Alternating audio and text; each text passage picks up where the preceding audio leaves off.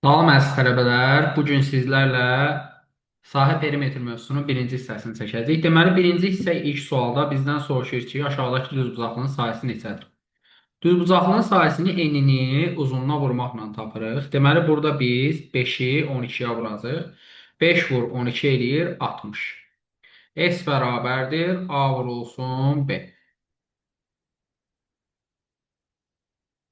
Növbəti sualımız ikinci sual. İkinci sualda deyir ki, düzbucaqlının perimetri neçə santimetrdir?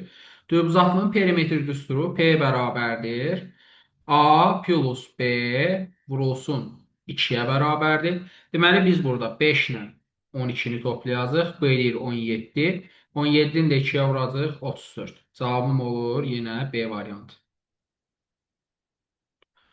Növbəti sualımız olur üçüncü sual. Üçüncü sualda deyir ki, kvadratın sahəsini tapın. Kvadratda sahə bərabərdir A-nın kvadratına. Yəni, bütün tərəfləri bərabər olduğuna görə 8-i elə 8-ə vururam. O deyir 8-in kvadratı. Yəni, 64.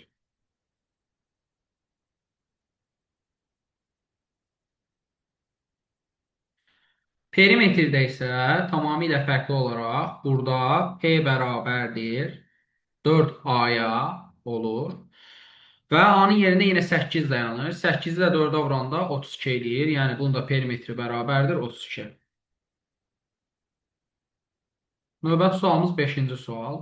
5-ci sualda deyir ki, sizə 3 dənə bərabər kvadrat verilibdir və verilən fiqurun sahəsini tapın. Deməli, mən bir dənə kvadratın sahəsini tapsam, digər ikisinin də sahəsini tapmış olurum. Yəni, birinin sahəsini tapıb 3-ə vuracam. Birinin sahəsi 8-in kvadratı eləyir. Yəni, S bərabərdir A kvadratıdır. 8-in kvadrat deyir 64. Deməli, bu da 64-dür, bu da 64-dür, bu da 64-dür. Və bunları toplayanda nə qədər eləyir? 192. Deməli, ümumi sahə nə qədərdir? 192. Növbəti sualımız 6-cı sual. 6-cı sualda da deyir ki, perimetri tapın.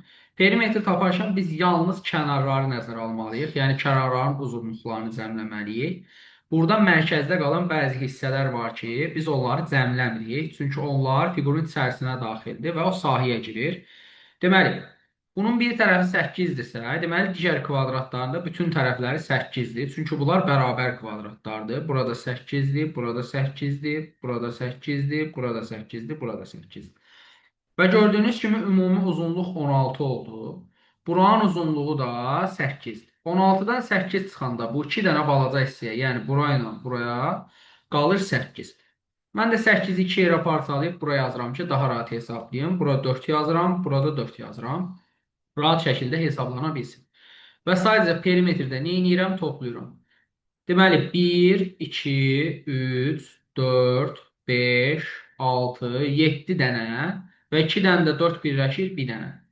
Burada 8 dənə 8 olur. 8 dənə də 8-im nə qədər eləyir? 64 eləyir.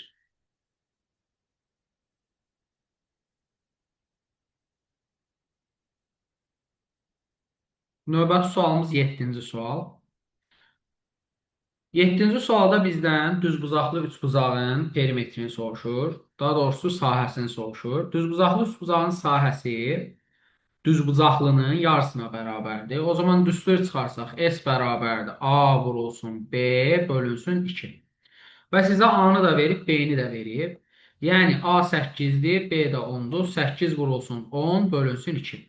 Bu da eləyir nə qədər? 80 bölü 2, yəni 40.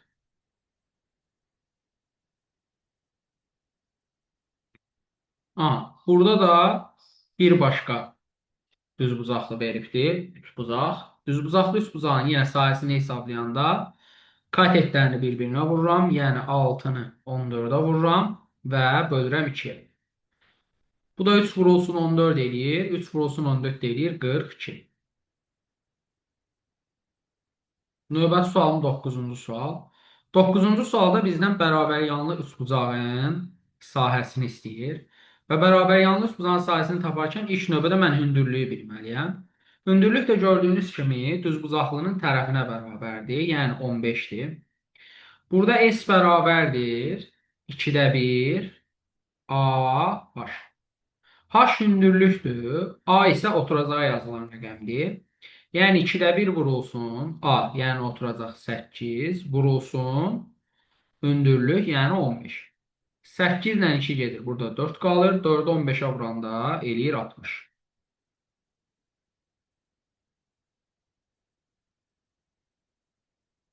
Növbəti sualımız 10-cu sual.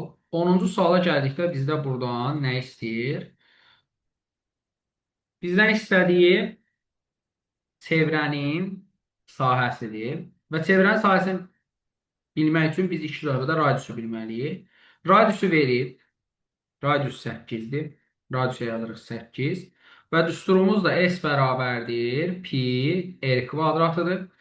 Yəni radiusun yerinə gətirib 8 yazıram r-in yerinə. 8-in kvadratı vurulsun pi. Bu deyilir 64 vurulsun pi. 64 pi. Pi-ni 3 versəydi, təbii ki 64-ü 3 vuracaqdı. Növbəti sualımız 11-ci sual. 11-ci sualda yenə bizə radius verilibdir.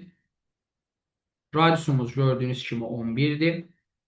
Deməli, 11-i kvadrata yüksəltməliyəm. 11-in kvadratı və vurmalıyam pi-yə. Pi-ni də 3 veribdir. 3-ə. 11-in kvadratı 121 vurulsun 3. Bu deyilir 363. Növbəti sualımız 12-ci sual. 12-ci sualda yenə bizə diametr verilibdir bu dəfə. Amma biz radiusu tapmalıyıq. İlk növbədə radiusu tapaq. Diametr bildiyimiz kimi 2 dənə radiusa bərabərdir. O zaman 2r bərabərdir 6, 1r bərabərdir 3 olur. Yəni, bir dənə radiusum 3 olur, digər radiusum da 3. Diametri 6 olsun. Aha, pi-ni də mənə nə verib? 3 veribdir. O zaman 3-ün kvadratı, yəni radiusun kvadratı vurulsun pi 3. 3-ün kvadratı 9, 9-u da 3-ə vuranda 27.